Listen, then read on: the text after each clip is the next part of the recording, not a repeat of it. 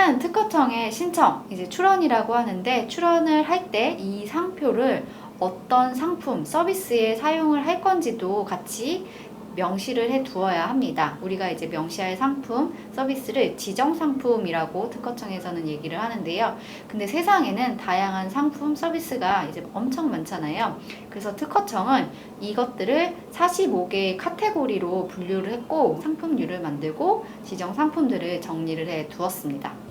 하지만 문제는 이것들이 자주 변경이 돼서 계속 특허청에서 인정을 하는 지정상품인지 아니면은 인정하지 않는 지정상품인지 저희가 계속 체크를 해줘야 되는데, 특허청에서 인정하지 않는 지정상품이라면 이제 고시되지 않았다고 해서 등록이 안 될 수도 있습니다. 그래서 오늘 정석적인 방법과 약간의 이제 꼼수를 부릴 수 있는 방법, 이렇게 두 가지를 크게 알려드릴 건데요. 제가 유튜브 다른 영상들 다 봤는데 저희가 알려드리는 방법으로 설명하시는 분들은 없는 것 같습니다. 아마 훨씬 편하게 지정 상품을 찾아서 출원하실 수 있을 겁니다. 네, 오늘 이제 저희 같이 해주시는 PD님이 창업을 하시게 돼서 이름을 이제 상표 출원하려고 하는데, PD님도 올해 같이 했지만 전혀 모르신다고 합니다. 그래서 그 초보자 분들과 같이 상표 출원하는 방법을 PD님과 같이 이제 진행을 해보겠습니다. 잘 따라와 주세요. 잘 설명해 드리겠습니다. 네.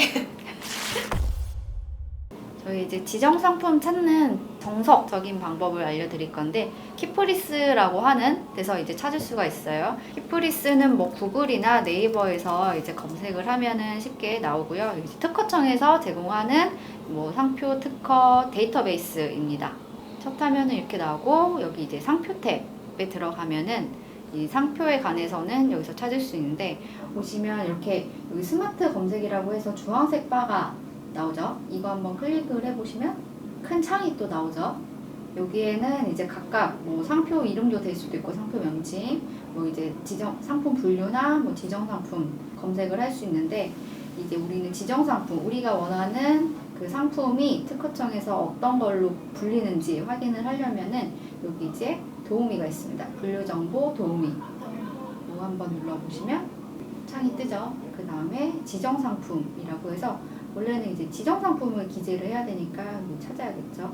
그래서 지정 상품 조회 하는 데다가 PD님이 앞으로 창업을 할 분야인 스마트폰 케이스를 이제 판매하실 거니까, 네. 이 스마트폰 케이스로 관련된 게 이렇게 이제 맞죠. 여기서 이제 하나씩 보시면서 선택하시면 됩니다.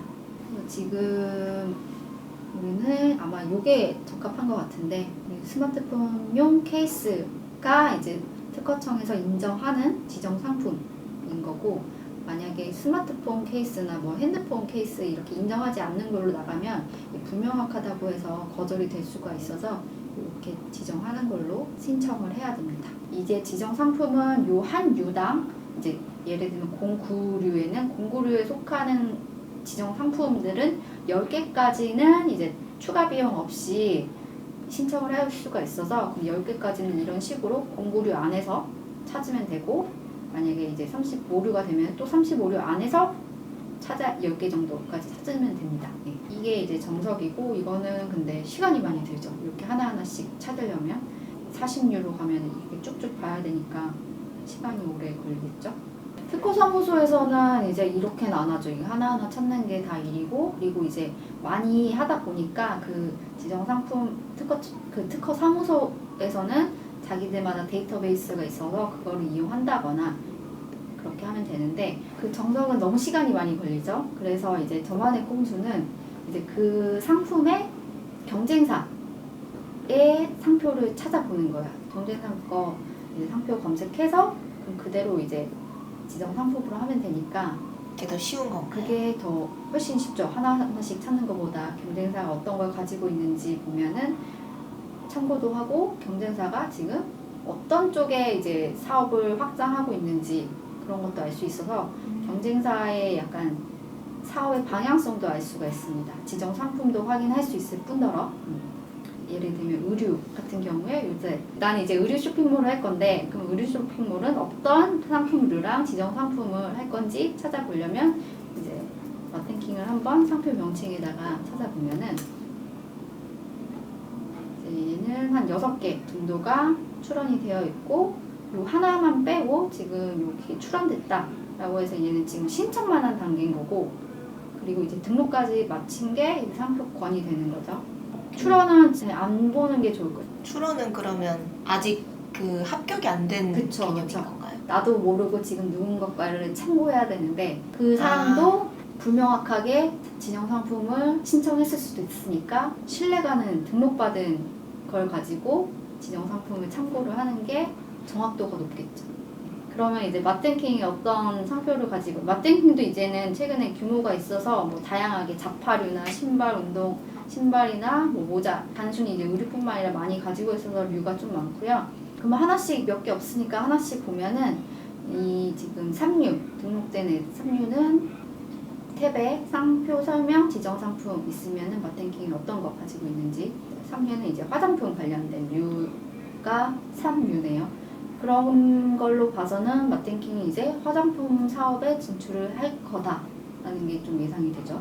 우리는 화장품 아니니까 패스하고, 두 번째 25류 창을 눌러보면은 여기에도 어떤 상품, 상표 설명, 지정 상품 있는지 클릭을 해보면 여기에 좀 옷 관련된 지정 상품들이 있네요.